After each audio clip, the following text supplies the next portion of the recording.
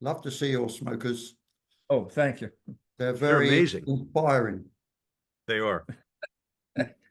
It's just spindle turn, spindle turn, spindle turn, one box like turn and paint and Yeah. persistence, and that's it. Anybody can do it. No, I'm not sure. Yeah. Fortunately for me, they don't. I think the main thing when you're making a smoker is you've either got to have a drawing of something to start with, so you've got some idea of the dimensions of each piece. Because if you don't, I did one, and when I finished it, I thought those legs are 3 times as long as they should be on the body. Yep. That just happened to me, and I cut the legs right off. Why they make band saws? I Cut don't them know. off the knees. That's easy. I think I Amputee. would anyway. An amputee smoker. Short-legged a peg smoker leg. is a short-legged smoker is funnier than a long-legged smoker. Big body, short legs. That's whimsical. Small body, long legs. That's because you make all male smokers, don't you? Well, no, the granny in the chair. Oh, that's right. That's right. That's right. Knitting, yeah, that was a trial for me, but she's kind of mannish in her own way. So, and I, when I make puppets, it's hard for me to make pretty women, so I usually make cartoon-like.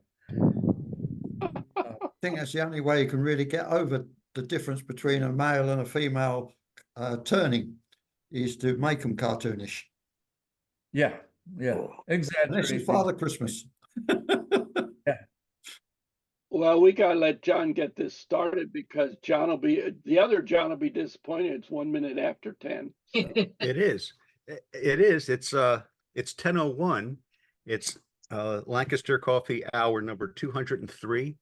I'm John Ziegler, and I and Jim Bowman will be the co-hosts. And I may have to rely on you, Jim, because my internet connection is so unstable. You guys are freezing up every 5 seconds or so. Okay, John. That's. Are you alert enough to be able to start accepting the guys that got their hands up? Well, I can start, but if I fade out here, it's because I can't tell what's happening, because I've even tried to use my phone as a hotspot, and even that is pretty sketchy. I have DSL. It's the only thing I can get out here in the farmland, and it's I keep getting notices that my connection is unstable. So hey, I want to say one. I want to remind everybody on here that if you have the latest update from Zoom, they have added a feature up under speaker and gallery. Underneath it is multi-view, which puts the latest 3 or 4 or 2 conversation is up large and then puts the rest of you down below. Like right now, it's John and I, and below it is all the small icons. Well, we got a bunch of hands up. John, I'll let you. yeah. Are you ready? Okay, well, let's start with David. David, you're muted, David. There you go. Hello, good morning. Good morning. I had sent John Kelsey some pictures to show because I don't know how to share screen. Anyway, the question was, these pieces are very white and they're dry. They're not wet, so that I can use John Jordan's trick of spraying it with air to preserve the whiteness. So my question is, how to preserve the whiteness for finish? Now I took a piece and I put tung oil finish, for sample, walnut oil, Minwax Hellsman's, a spray lacquer, and the best thing that I found to show that it didn't get rid of the white or didn't yellow it so much was this Krylon UV protector thing. But it still yellowed it a little bit. So I'd like the knowledge of you guys about maintaining the whiteness of white wood. What kind of wood is it, David? Is it Well, holly? these are oak burls. Oh, okay. And another one is a piece of mulberry. Do you have them with you, David? No, I don't. Oh, okay. Well, Toby uses that Krylon a lot. I think, Toby, I'm not speaking out of turn. I think that's your preferred finish, so he has the most experience with it. But but the other ones you mentioned are gonna darken it a little. It just does. I think the Krylon maybe is more of a surface thing. It doesn't soak into the wood. Am I right about that? It's more of a plasticky cover, so it's not going to affect the wood as much. My layman's guess. So, yeah. Yeah, it's labeled as a UV protector gloss. Okay. Huh. So I think I think you're right to some extent with that. I may try to put that on Osage orange to see if it keeps it from darkening. Yeah. I don't think you can fool Mother Nature, and it's just a matter of time. Some finish with UV protection might slow the darkening down, but eventually wood's going to oxidize and turn dark. So that's why the form is so important, not the grain or the beauty of the wood, because sooner or later you won't be able to see that. It'll be dark. I understand, but I'm trying to prevent the yellowing that seems to occur with most finishes. Yeah, I would suggest you try nitrocellulose lacquer, which is what the luthiers use. Nitrocellulose lacquer? Yeah, you can get it from Stuart McDonald. Dumac. Yeah. David, What do when you you think, tried Gerry? lacquer, did you compare it to when you simply wet the wood with water? Because the way the light reflects off the surface or refracts off the surface, when it's wet, even with something as clear as water, it's going to look yellower than when it's dry. And so I would compare on a piece of scrap wood or something, lacquer to simply wetting it. You're not going to get any clearer than water unless you get something that has been dyed white or something. Yes. Okay, yeah. All right. So John Kelsey must have those images on his computer. Perhaps, hopefully John will be back next week and can show them. Okay, thank you. All right. Let's see. I would say let's go to Ray Simmons. Thanks, John. I just want to show this. I'm not going to go into any detail. This was a piece that I've been working on. I think you can see that. And that's the piece, John, that I showed you the picture of work in the back. Yeah, that's remarkable. This is 5/8 of an inch thick and about 3.5 inches in diameter. So, Are you going to say how you made it? well, I put a presentation together. It covers all the questions. So that's what I have to show. Well, so you're tricking us all, but I'll let that be the surprise when you show us your process. How's that? That's fine, unless somebody has something, important that they think, but. We get to see the back. Yeah, Can I guess Rose engine? that is correct. Ah, I thought so. So you have one, huh? Yes, that's how I did it, yeah. I thought maybe you had a friend that had one. Yeah, well, I have friends that have them, but nobody did that for me. So that was done on a Rose engine. Well, I also learned I learned you don't just pick one of those up at your local Home Depot or Ace Hardware or a yard sale. or a yard sale. What, Ray, how long ago did they quit making the Rose engines? I think in the middle back and forth. Well, I think they're peeing in actually, there. they still make them. So 21st century versions that are being made. There's one that's in current production, really top of the line, called a Maid. Is made by Lindell Machine Works, and that runs. And I can't speak for them, but for what I've seen, probably to set one up 80 to 100,000 for that. But that's top end. That's something that looks like it ought to be in a museum. And the one that Ziegler looked at, he looked, as I was telling him, looked it up, and to get into it at a start level, we could do something. I mean, I'm talking about something new that hasn't been used, built within the last couple of years. That runs probably anywhere from 20 to 25,000. And the Holtzapfel was built in the 1800s. I've seen them go anywhere from 20,000 to 50,000, depending on tooling that's available. So you can go, if Rich Colvin comes on, he deals with MDF, that's a different world, but it's a Rose engine done for people that want to get into this stuff at a more economical. Ray, let me play devil's advocate. What does that do that a CNC machine won't do?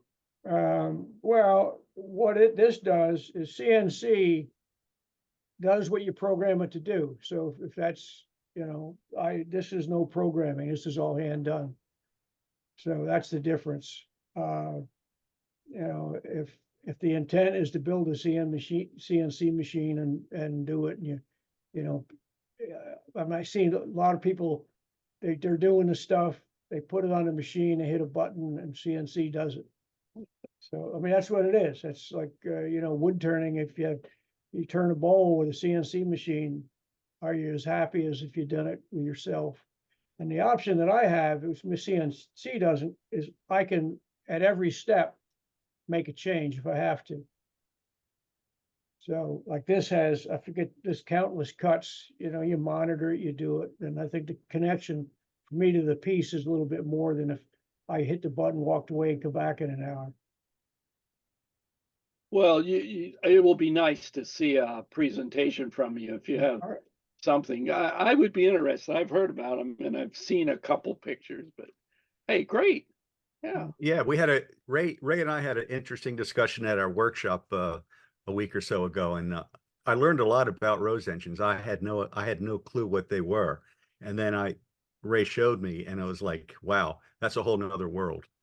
So Ray, we'll look for this. Go ahead.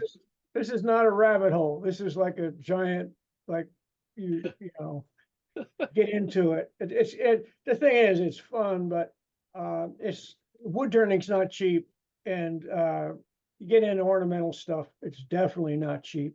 The tooling, all the tooling is special made. I mean, it's not like you go to buy a gouge, they sell 100,000 gouges.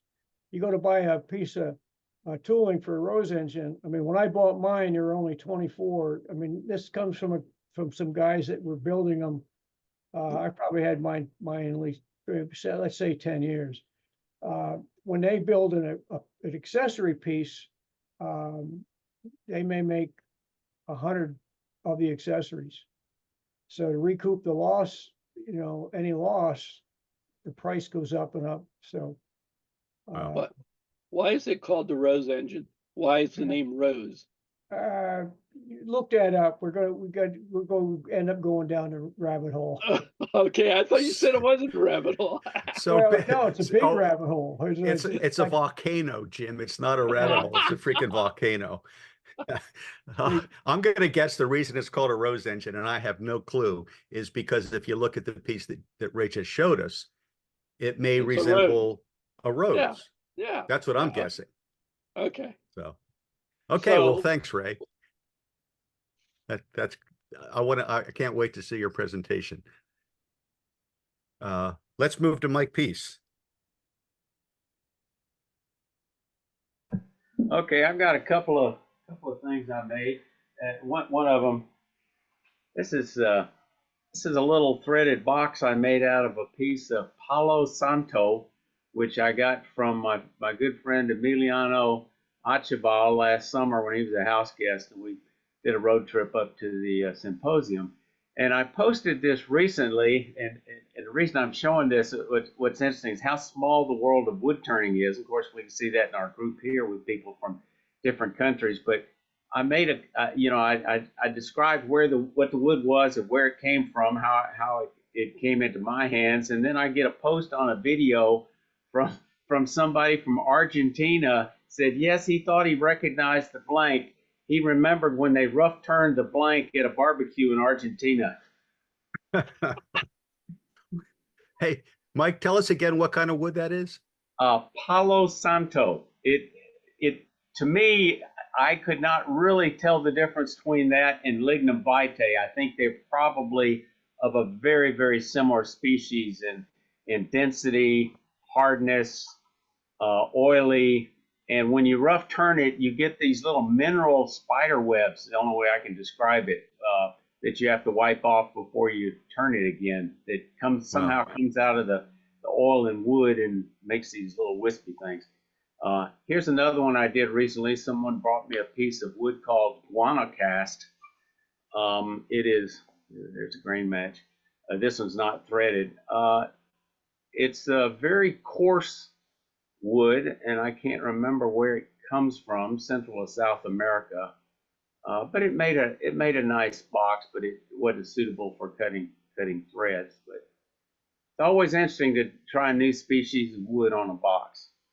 Can you spell that wood, Mike? Guanacast.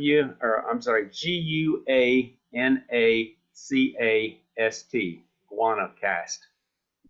I did watch your video on that the other day, and I think you threaded the other box, didn't you? Yeah, I did thread the other one because it was such a, that's what made the wood special.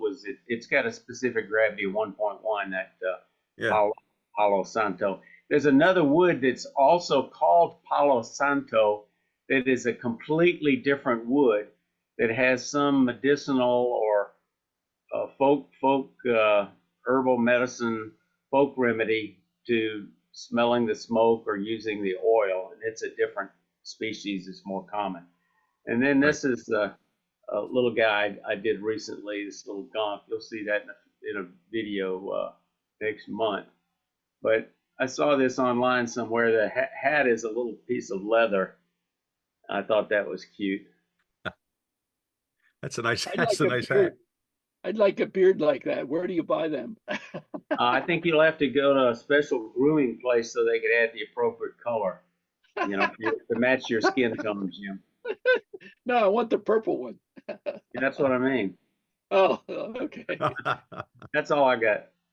Okay. Thanks, Mike. Who we have next here? Gerry Snelson. Yep. I'd like to share screen. Yep. Can you see that?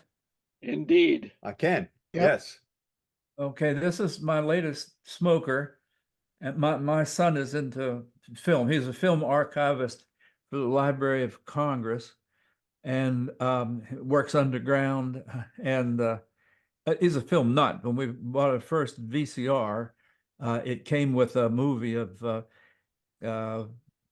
that Harrison Ford, what the heck was that series? Anyhow, Indiana Jones? Indiana Jones, of course. And in the first week, he watched it 26 times. And wow. And then he moved on to some other. So he used to say, print is dead, Dad. Print is dead. I was a literature teacher. He's changed his mind because film is fighting now with digital. But at any rate, this sort of honors him. It's supposed to be Alfred Hitchcock, and it probably took me longer to make the director's chair than it did to make him. But he's like the other smokers. He lifts up from the bottom of his jacket straight up, and inside there is where you put the smoldering incense, which comes out of his mouth. And that the back thing, I was studying on how I could make that when it turned up in Amazon, and it was $22. And, you know, I'd already spent a week learning how to make it, but I thought, $22, I can't make it for $22. So I put the lettering on and made the speaker, and there he is. He's That's very about nice. about 14 inches tall, and we had a fright because he didn't want to fit into the cabinet, which I'll show you in a second. But we found a lower place for him, and he slides in just fine. But it looks like for our cabinet, 14 and a half would be the absolute tallest I can go. So I'd like to show you that cabinet. I Gerry, hope I know. one question quick. What's the Yes. handle on the megaphone? How did you make that? Is that a piece of wire? Or what? Yeah, it's just a brass wire. Okay. The you know, 2 holes bored, bent, you know, and that was easily done, and a couple different colors of paint to make it used, and it looks like something more serious than what it is. And the So wood on the body is what? That's walnut. Oh, okay. Yeah, the other is just what they used to call deal. Whatever is on the floor is the rest of it. But I think in fact it's mahogany. I have I got a lot of rejected Gibson guitar necks, and they're Wow. I've been using them. Nice, straight, clean mahogany is so nice to turn. It's not especially pretty, but I guess I shouldn't say that. Somebody might love it, but I don't find it very pretty, but it's easy to turn. It's easy to carve. It holds an edge. You know, mahogany is just swell to work with. How'd you get those Gibson necks? I have a friend who's a guitar maker, and he had connections, and he took his truck and a haul behind wagon, you know, and he went to where they were making them, and he loaded up, and when he got finished, they covered one whole wall in his gigantic shop. I mean, gigantic. Wow.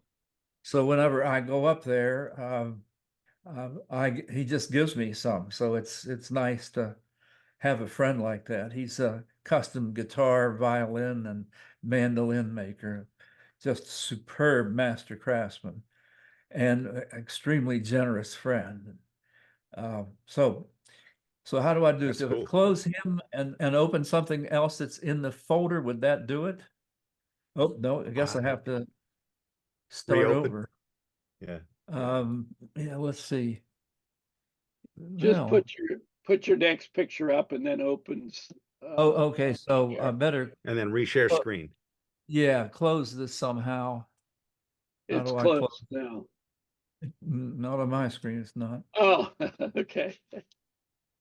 Oh. Yeah, how do I get rid of it? Shoot, come on. Hit escape. Top left, is there a red, either an X? Are you on a Mac or a PC? Yeah, I'm hitting that X. There's an X in the red. Oh, there it went. Okay.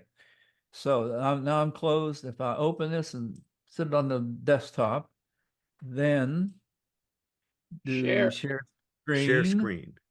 And then click on it. There, yep, that should there you go. Yep.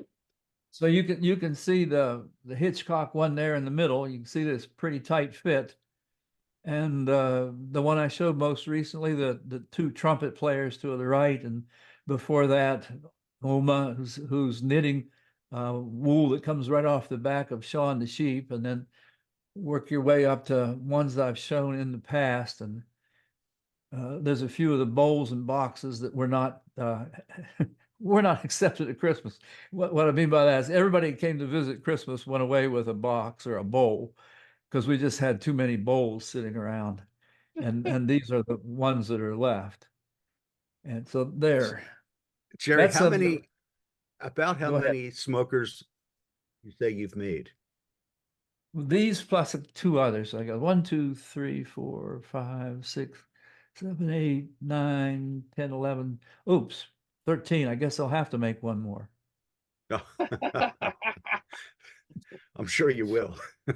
Well, I see a bowl or box in the bottom right corner that looks like it has inlaid on it. No, that's what you see standing upright is a weed pod. You know, it's got a hole in the top, and I put dried weeds in it. We at our club we had a demo of making those, and then Gerald made up about 3,000 of the circles there that you see, and other people made inserts. So it was a matter of take what you want and finish them during the demo period or at home. And I did mine at home, and it's just incandescent paint blown around with an unloaded airbrush. It's very, very easy, but it looks like it. It's trompe l'oeil. It fools the eye. Hey, I'm starting to worry about you, Gerry. You make smokers and you have weed pods. This is starting to get risky. I'm as straight a Baptist deacon as you're going to find, I'm afraid. Okay, I won't worry about you. Although I have to say a liberal one. So that's beautiful work. Well, thank you, guys. I appreciate being allowed to show it. Oh, inspirational. So let's see. I don't see any more hands up, but Jim said you were going to show us something. I have something to show you. Yes. Okay. And let me see. Oh, it's always fun. They don't make it one click, do they? It's just fun. All right, share. And get the right one now, Jim. This one. And I want to check this and this. There's way too many clicks. Share it. This is do you guys see it? Yes. Is it full screen? Yes. This is a 3-minute video how I converted. Well, you'll see the original one, and then you'll see the process I went through and the end one.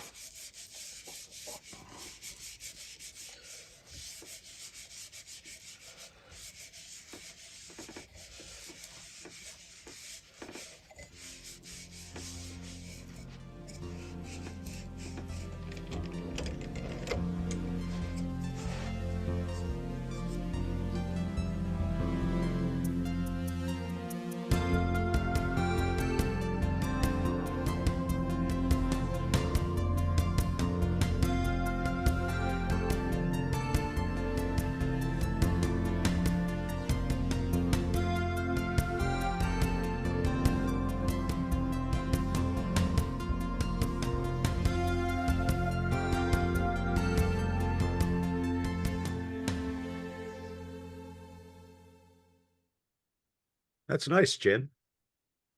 Thank you. That's Beautiful. so you cut it basically along the line of the wood that came out that was going to be sacrificial to begin with. And that happened to be a good oblique angle. Yep.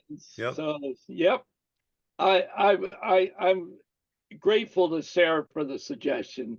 My mind when I'm on the lathe is just centers. You know, I don't even get off center very often. I mean, on a lathe.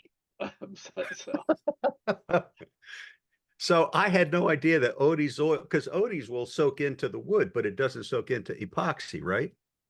But Odie's on epoxy. I learned this from a guy close to us who does these tables, river tables, where he gets thousands of dollars for. He used Odie's oil on them. And I said, you know, if it's good for, his name was Badass. His store's name was Badass. I forget his first name. But if it's good enough for him and his $1,000 table is good enough for me. So anytime I have epoxy, I use Odie's oil. I don't understand. And I don't stand below 220 might be a stretch for me, or 320. But on that one, I was doing 150 on the hand one after I did the flap sanding. And then I used 180 on the last one when the cold chuck was turning. And I don't think I did much beyond that. I may have done 220 on the edge, but Odie's oil is my friend. Yeah, I like Odie's. Yeah, it's good. Oh, yeah.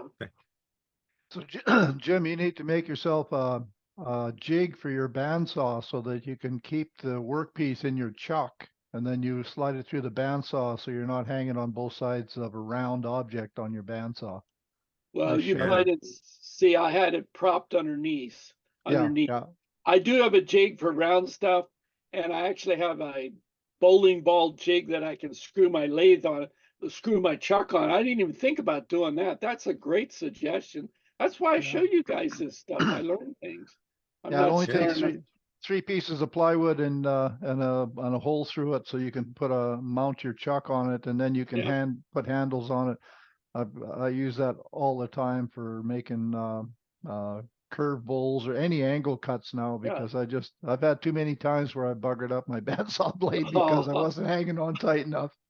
Oh, I know. And I was dancing a little chagrined, a little holding my jaw tight while I went through that. But I had propped it, and I cut a lot of round things on and I said I can't put it in my round jig usually. But your suggestion's fantastic. The trouble will be my bowling ball is pretty tall, and I have a 13-inch throat height on my bandsaw. It's a Rikon, so that should be clear enough. My little jig is just a piece of plywood with a vertical face on it and a hole through it, and you just screw your chuck onto the bolt, and then your workpiece is hanging out there, so you can hang on to the backside of the jig and slide it around. It's just basically it's put a handle on it, and then your workpiece is held as tight as your chuck. And like I say, I've never had a. I've got a little picture. I've got a little 20-second clip of one if you want to see it. Yeah, and I want to ask, go for it. Yeah. Sure, Bert, but how do you affect the height though? Go ahead. I put a slot in the first one. I drilled a hole and it wasn't right, so I ended up just slotting it. And, okay. Oh, so that's what you're doing. Gotcha. Can you see it? Yes. Yeah. Indeed. Okay, it'll back out, and you can see there's the jig. There's the jig. Yep. And that's a bolt. That's like a 3/4 inch by 16 bolt that fit an inexpensive spindle adapter from Penn State. That and here I flipped it over on the side to use it as a kind of a holding piece while I did some carving. Nice. Great idea. Nice. Thanks, Mike. Yeah, for working on a bandsaw, it's almost indispensable, because you lose all fear of cutting round objects on an angle, especially for cutting them on an angle. It's I make the ornament stands now, like the what's her name, Haworth. Ashley Haworth makes those angled spindle turnings, and you cut them on an angle so that they just look artistic. And, you know, you cut a dozen of them at a time, you just chuck them up and cut them. You don't even worry. Well, I'm in a vase craze right now, so I'm gonna start doing those oblique cuts. They're pretty cool. So Well, once you yeah, make that one, one. once you make one and start using it, you wonder how you got by without it, because it just Oh, gets rid of the frustration or the anticipation of something going wrong. It just gets rid of that. You know, I was thinking last night, I was thinking if I had to narrow my shop down right now, what instruments would I keep in it? What machinery? Obviously the lathe. I would keep the bandsaw. I would keep the disc sander, and I would keep that chainsaw also for cutting. And I think everything else could go away. And I'm thinking about putting the lathe right in the middle of the shop and getting rid of everything else. So. Okay. Thanks, Jim. That's a nice job. Let's go to Randy.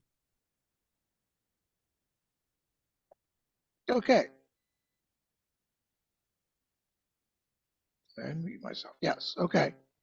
I have to share a screen, and a couple of weeks ago, let's see, let's get it here.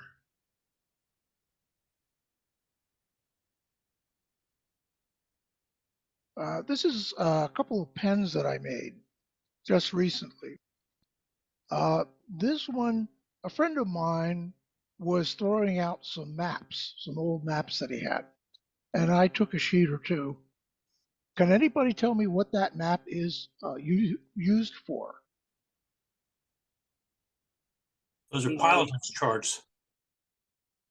It is an aviation pilot's map of Florida. This gentleman that I know had spent his winters in Florida, and so he had these maps, these aviation maps of Florida, and they're only good for so long. And he was going to throw them away, so I grabbed a sheet or two. This is just a pen. I glued the map, piece of the map to the brass tube, and then I immersed and embedded the tube in a acrylic. I like I like the fact that it's not squared up to the pen. Yeah. Yeah, I didn't want to do that. I thought it was a little bit more interesting if it was skewed a bit. So about how thick is the covering on that, Barry?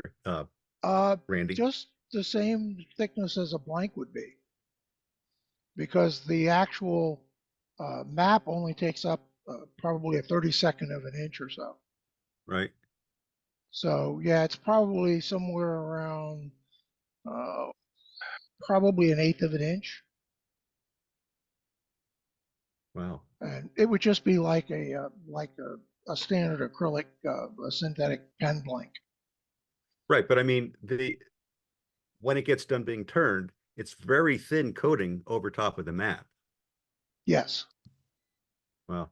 The map is actually glued to the tube. Right. And then you put the tube in a form, and you pour the acrylic into it, the resin, and let it cure. And then you just turn it like you would any other blank. Yeah. So that's nice. Yeah, it's not that thick. Pens only have about anywhere from a 1/16 to maybe 1/8 of an inch or slightly more, but they are very thin with the material when you get done with it. So, I've never turned it. I've never turned one. It's a lot of fun. But anyway, that's this cool. is, if I can go to the next one. Sure. This is another one I've done. This is a Japanese Chiyogami paper. Japanese origami is done with several different kinds of paper that's called washi paper. Washi paper has a pattern on it, and this is a variant of it called Chiyogami. They take washi paper, they put foil over it, and then they paint over the foil. And so this is the result, and just like the map one, it's embedded in under acrylic. How do you spell that paper? Chiyobani, I believe. Okay. Of course, it's in Japanese, so it's not English. No, of course. I understand that. That's not how they spell it. Yeah, what are the caricatures for what are the characters for that? In this case, it's just a random pattern. Is it? Some of them actually have Japanese text in the foil, but this is not. And So, do you have, but that is that paper or is that foil? what you see there, the gold is actually foil. Then it's painted over the foil. Oh, I But see. the I see. base layer Okay. is washi paper, which is a thin but very strong paper used for origami. Right, because they have all those folds. It has to start out very thin so that it can be folded. Yeah. Yes, and it has to be strong because you don't want it to tear. Right. That's beautiful. So, and this last one is a circuit board. Now, I did not make this blank. Basically what they do, what the gentleman who makes these does, is he grinds the circuit board down until it is paper thin, and then he glues it to the brass tube, and then he embeds it in the acrylic. Wow. I didn't do this one. I don't know if I could do it because you have to be able to bend that circuit board around the blank.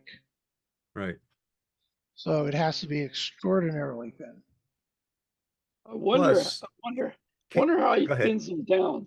Does he have a drum sander or something? I wonder if a drum sander would do that. I don't know if it would or not. The reason I haven't tried these is because the printed circuit boards, you get all kinds of dust when you're grinding it down. Yeah. And I'm not sure that it would be good for your lungs. Is the joint visible? I mean, you have to have the thickness, or not the thickness, the width of the paper perfect, or the item perfect. Yes. Yes, there's a meet. joint you can see. And actually what you normally do is embed it, is to put it under the clip. So the clip partially covers it up. Right. Those are beautiful. Is it a fiberglass circuit board, Randy? Pardon? Is it a fiberglass circuit board? Yes. Yeah, so you would get dust from the fiberglass. Quite right. Yes. Yeah. And so I did not make this blank. So No. I just turned it. It's all right. I used to make circuit boards. He told me once that he gets these from circuit board manufacturers when they have bad boards that come off the assembly line. And the circuit board itself is probably only maybe 3/4 of an inch wide and probably 2 inches long. So very nice. And of course, because it's a circuit board and it's embedded in the acrylic, it has to be thin. So there can't be any components sticking out. So anyway, that's all that I have to show. Randy, so the circumference of a pen is less than 3/4? Yes. Oh, okay. That's why it works. Okay, gotcha. These are all of these were Sierra style.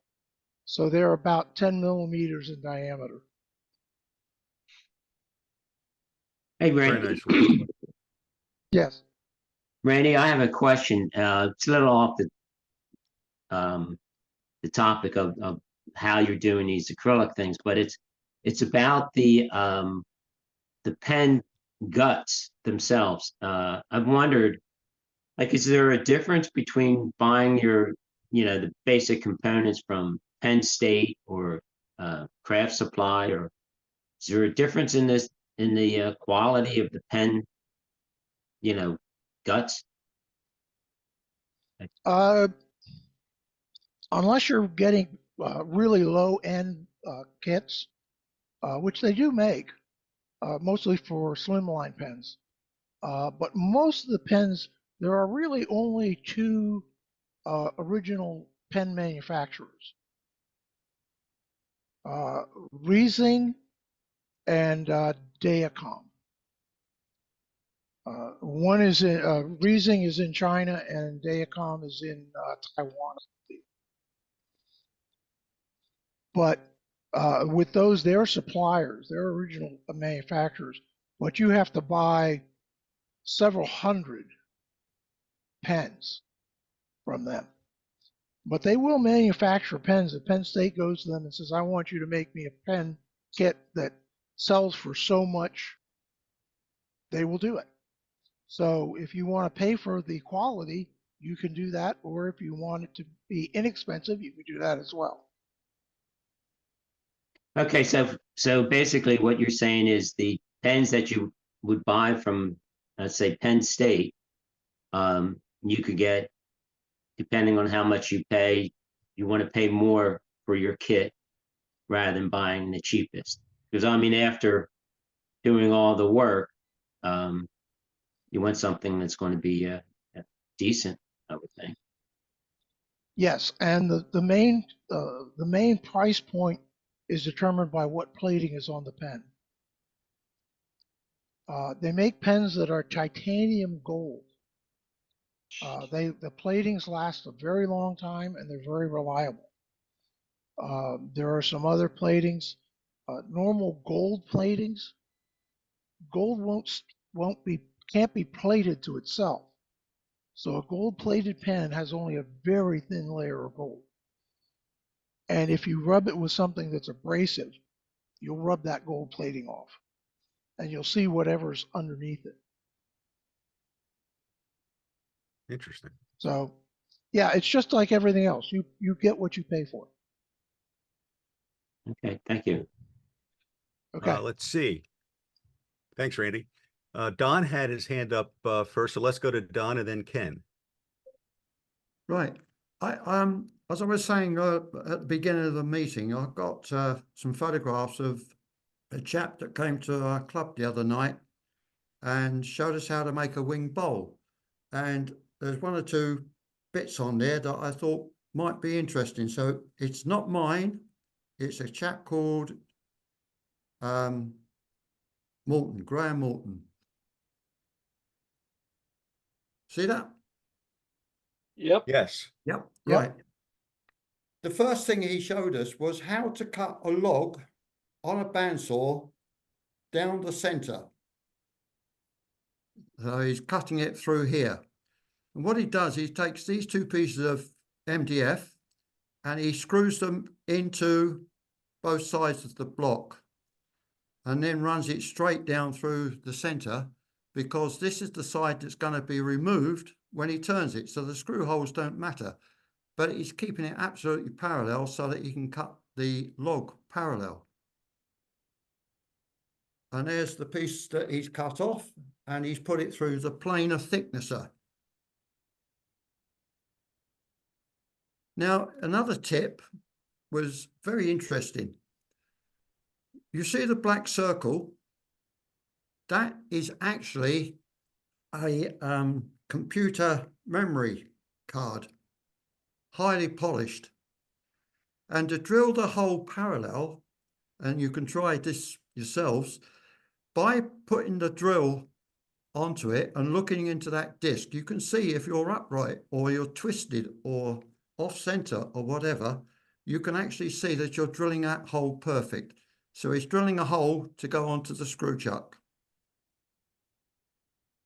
Checking the depth. That's not a very good one. This is the piece that's swinging around and you start to see what he's doing. And he's starting to do, and we were talking about split screens with Bert earlier. This is the split screen we use from our cameras, and you can see the shape that's coming here and the bark still on the bowl. Bear in mind, these are not mine. So now we're getting down to the nitty-gritty bits. As you can see here, we've got the beginning of the bowl on the outside with the wings coming up here, and there it is showing it spinning now. Checking the wings for thickness and correctness. Now he's coming round to turn the base of the bowl. Getting the wings right because he's not happy with the thickness. Now he's turned the bowl and the wings are the right thickness. He's just sanding by using the tool rest. Now he took the tool rest out, used the banjo, and rested his hand on the banjo and held his right hand with his left hand so that he could just sand the bowl, the base of the bowl. Now he's taken off the chuck and you can see partially what it looks like. Now it's going to put it back onto the chuck. Now this piece here is actually scrap. There are two holes there, one there and one just behind his wrist. A couple of bits of carpet or something soft. He's already checked that the base of his bowl will sit into this recess here, and he's put that onto his chuck. Now that's the piece there showing it tightened on the chuck. Now he's brought the piece that he's just turned and he's brought it up to his platform, his jig, brought the tile stock up and centralized it in there. He now drills a hole, which he's already got drilled in the waste piece, into the first wing. And he puts a nut and bolt in there. There's the nut and bolt. He turns it round and drills the other side and puts a nut and bolt in here. So you can see that it's now bolted on. He then turns the inside of the bowl, sands the bowl using a Pau sander.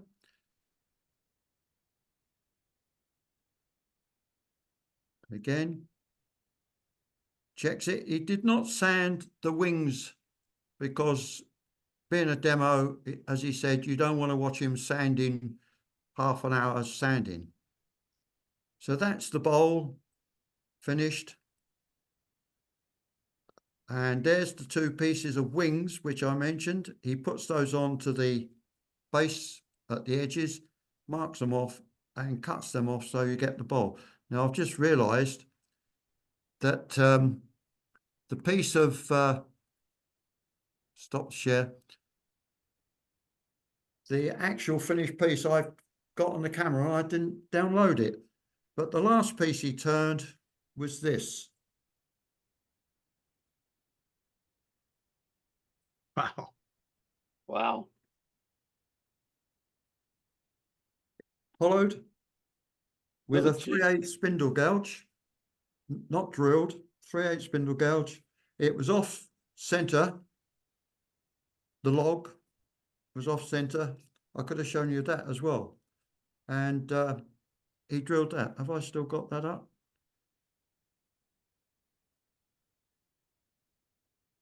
You're not sharing now. Now you are. Right. This There is you the go. log that he started with. Now I've got, and he's putting it on center, as you can see, off center.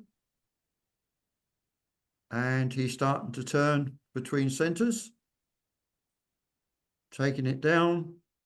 I'll just go quickly through them.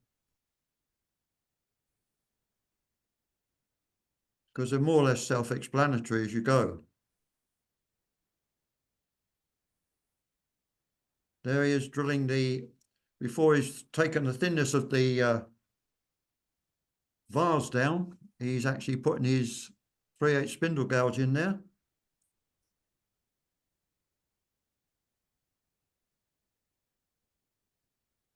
Making certain the depth's there. And he's now sanding I've frozen. Sorry? It's still good. Still good. Yeah, that's the end of the vase.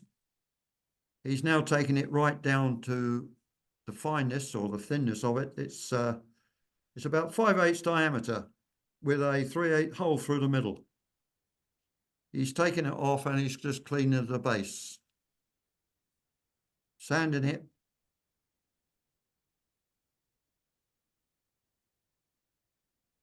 And that was the other piece that he was doing. So that I just showed you because I felt it was very good the way that he'd made those jigs for turning a wing bowl with no chucking point on the bottom of the bowl. I have a question. So he just took a 3/8 inch gouge and just pushed it straight in. No. And it followed right in? Okay, no. So not quite. He started off with the rest just below center. Yep. He then brought the gouge up to the center of the piece and started the turn as if you were going to scoop it out. Then he raised it off the rest. Then he started pushing it in a bit at a time. Okay. Yeah. But don't touch the tip when you pull it It's out. hot. Yeah. If you want to clear the swoof out of the flute, hit it on the rest. Otherwise, you will have both fingers. Wow. Thank you, Don. All right. As I say, it wasn't mine. It was just something that happened. And I thought that a couple of interesting bits there was the jig and the way he cut his log on a bandsaw parallel before he put it through a planer thicknesser. No, it's always good to see how people accomplish their what otherwise might be mysteries to us. Yeah. Thank you. Yeah. I have a big mystery on how did he hold the wing bowl? How was that held when he turned it around to hollow out the bowl? The hollow out the bowl, right. He had the template, which was already hollowed out and the same length as the wing bowls that he makes. He makes them all the same size. That was then, the piece was brought up to it using the hole that was used as a screw hole. He then drilled through right on the edge, a hole right through one wing and put a nut and bolt in it.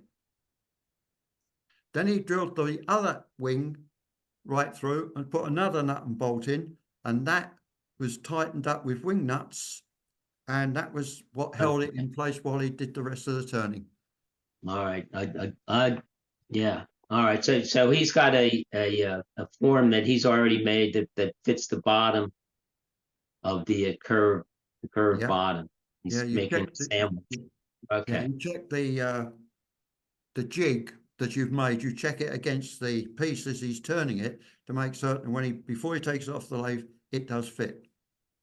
That's a fancy jam jack. Yes, yeah, fancy really. jam jack with 2 nuts and bolts. Well, okay. So we have just a couple of minutes. Ken, do we have time for you? Yeah, absolutely. All I want is a little bit of advice. I got a phone call last night from one of the wives of a former member who had passed, and she has a bowl that she wants to be refinished to give away. And I'm just looking for some advice because sometimes even the old finishes look good. So just any advice on how I should proceed with this. Does anybody have a clue of what the finish on it right now is? No, she doesn't know. I haven't seen it yet. I'm going out this afternoon to take a look at it. I'd really like to keep whatever finish he had, but yeah. And he was and it's food safe, so I think that kind of limits it. The thing with So it this is maybe not then- relevant, but years ago I worked with an architect from England, and he wanted his work, as he put it, in 200 years to be a beautiful ruin, and he loved the idea of patina. And it just begs the question, are you going to be destroying a patina to try to put a fancy finish on it, or should it be valued as a patina? Yeah. The other thing, of course, is if you try to redo it, you put it on the lathe, you may find it's not running true, and you're going to have That's true trouble too. trying to remove only the old polish other than by hand. Well, my Does it first need thought, anything, or does it need anything more than buffing on a Veal buff system? Could be well, buff- that's gonna be my first guess, is just to do the bill. And I think I may take some Howard's feed and wax along just to see maybe that would work. If anybody's used that before, I kind of like it. It raises the question, what waxes are considered food safe? Yeah. Carnauba and beeswax are food safe. Certainly beeswax. Yeah. Yeah, that would be Carnauba probably. So what commercial waxes include them? I wonder if Howard's feed and what do they call it? I used to use it. Howard's feed and something else. Howard's had- feed and wax. Feed and wax, is it? Okay. I bet that one would be safe to use on it. I used to use it in bowls a lot, so. Well, let us Keep know it what you simple. do. Let us know what you do, Ken. Okay, it seems like it's an older bowl, so I'm a little worried about how fragile it is, and Yeah. he used to turn some thin bowls, so Uh, we'll see. I'll let you know. You All might right. find it's 100 years old. Well, That's he true. wasn't that old. I knew him, so. Okay. Well, let us know next week what you discover, Ken. Okay, we'll do. All right. So that wraps it up. Thanks, everybody. And Yeah. we'll see you Thank in a you. week. Everybody. See you all next week. Bye-bye. Yeah. Thanks, everyone. Be in touch, Bert. Wood shop. Thank God for wood.